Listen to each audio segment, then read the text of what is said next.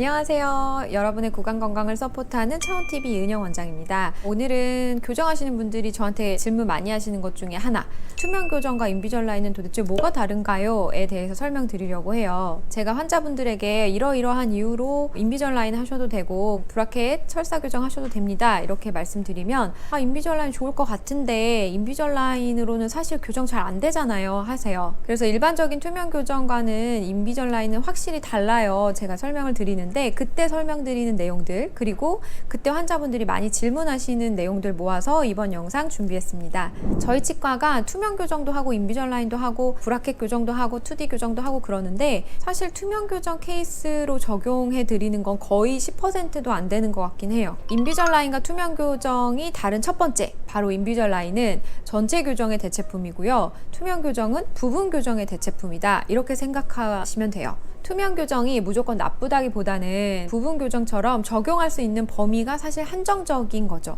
그런 한정적인 범위에만 딱 맞춰서 적용을 해야 되는데 너무 광범위하게 안 되는 것까지 다 적용을 하다 보니까 투명 교정뿐만 아니라 겉모습이 좀 투명 교정이랑 같은 인비절라인, 그리고 나아가서는 대한민국 교정 전체 이미지를 실추시키는 사건이 있었어요. 투땡 치과 사건이 있었는데 투명 교정이 나쁜 게 아니라 투명 교정을 적절하게 적용하지 않고 남용한 교정 의사의 실책이죠. 투명 교정도 적용할 수 있는 적절한 범위에만 적용하면 환자분들께 충분히 유리한 교정이 될 수 있습니다.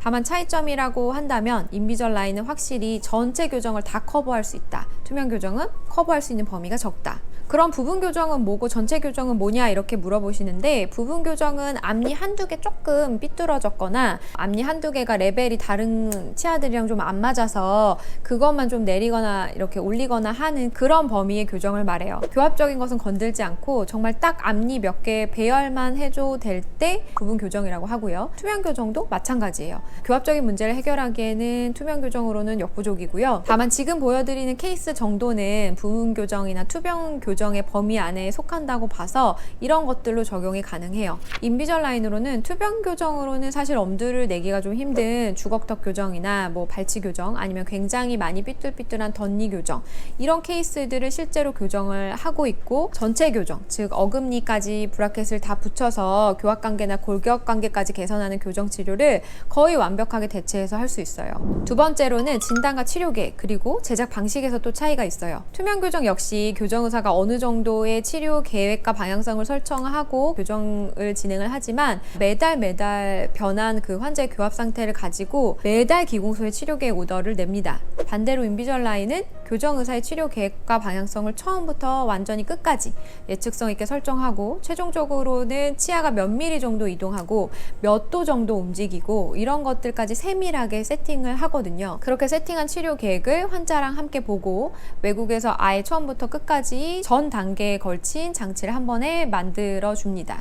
매번 본을 뜨는 게 환자나 치과 양측에 다 불편하고 좀 번거로운 일이라서 이걸 환자분들께서 대부분 인비절라인의 장점이다 이렇게 알고 계시는데, 그것뿐만이 아니라 교정 의사 입장에서는 이런 방식의 진짜의 장점은 사실 교정 결과에 있어요. 우리가 아주 먼 길을 가야 하는데 전체적이면서도 세부적으로도 나온 지도를 가지고 선장인 제가 크게 어떤 경로로 갈 거고 어떤 방향성을 가지고 갈 거다라는 것도 정하고, 세부적으로는 이만큼 갈 때는 얼마나 걸리고 그때는 무슨 수단을 이용할 거고, 이런 계획을 가지고 어떤 먼 길을 떠나는 것과 지도도 굉장히 작고 매 지점에 도착할 때마다 새로 또 받아야 돼서 큰 방향성이 막연하다고 생각하면 이 두 방식의 차이는 굉장히 큰 것이죠. 그래서 정보가 정말 조금밖에 없고 어떤 지점에 가야 또 새로운 정보를 얻을 수 있고, 그런 방식으로는 아주 짧은 거리의 길만 갈 수가 있잖아요. 그런 짧은 거리를 가는 것을 투명 교정이라고 생각해 주시고, 큰 그림이지만 세부적으로도 다 완벽하게 어느 정도 갖춰진 그런 계획을 가지고 가는 걸 인비절라인이라고 생각하시면 돼요. 세 번째는 재료와 디자인의 차이가 있어요. 일단 인비절라인은 FDA 승인을 받은 특수 플라스틱으로 제작이 되어서 그 플라스틱은 다른 어떤 회사나 다른 어떤 기공사 보증회사가 따라 쓸 수가 없어요. 지금 일반적으로 쓰는 기공소에서 쓰는 것들은 FDA 승인까지는 사실 받지 않았기 때문에 그런 투명 교정의 플라스틱보다는 안정성이 확실히 높다고 말씀드릴 수가 있겠죠. 입안의 환경에서의 어떤 반응성이나 인체에 무해한 정도, 입안 온도, 이물질들과의 반응성, 안정성 이런 것들이 FDA 승인으로 인정받은 제품으로 만들어지는 것이 인비절라인이다, 이렇게 설명드릴 수 있겠습니다. 디자인에서도 약간의 차이가 있는데 인비절라인은 잇몸을 거의 덮지 않아요. 정말 잇몸과 치아 경계만 딱 정밀하게 만들기 때문에 이거는 정확도나 정밀도의 문제거든요. 그런데 기공소에서 만드는 투명 교정 장치는 기본적으로 잇몸도 한 2-3mm 정도를 덮기 때문에 보통 잇몸이 불편하다고 하시면 다 투명 교정의 장치 문제인 것이지 인비절라인 장치를 끼셨을 때 잇몸이 좀 불편해요, 상처가 나는 것 같아요 하지는 않아요. 그리고 네 번째, 이게 결국 핵심인 것 같은데 결국에는 기술력의 차이죠. 우리나라 기공소를 제가 폄하하는 건 절대 아니지만 많은 특허 기술과 케이스들을 보유한 세계적인 대기업의 그런 기술력과 작은 기공소가 그때그때 만드는 기술력은 확실히 차이가 큽니다. 그래서 적용할 수 있는 교정 범위 자체가 달라진 것이고요.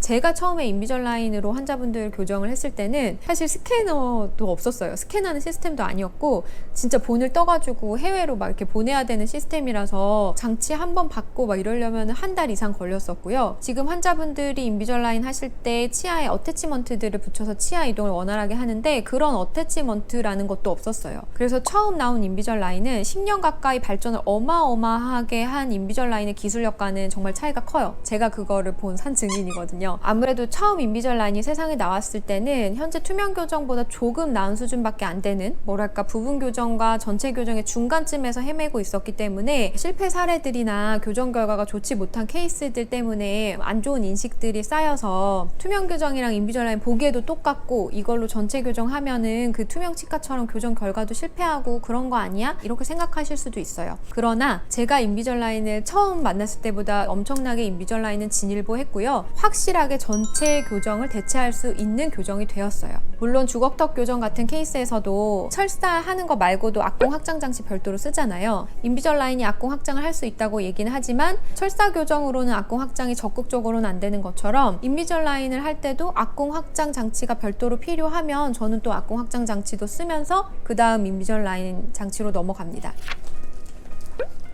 클로징 멘트를 어떻게 하지? 뭐라고 해야 될 것 같아 실제로? 네, 그래서 이 정도로 투명 교정과 인비절라인의 차이점에 대해서 알려드렸는데요. 굉장히 많이 다르죠? 정말 그냥 범위도 다르고 아예 다른 교정이라고 생각하시면 돼요. 겉모습만 거의 비슷하구나 정도로 생각해 주시면 좋겠습니다. 그럼 다음 교정 이야기에서 뵐게요. 안녕.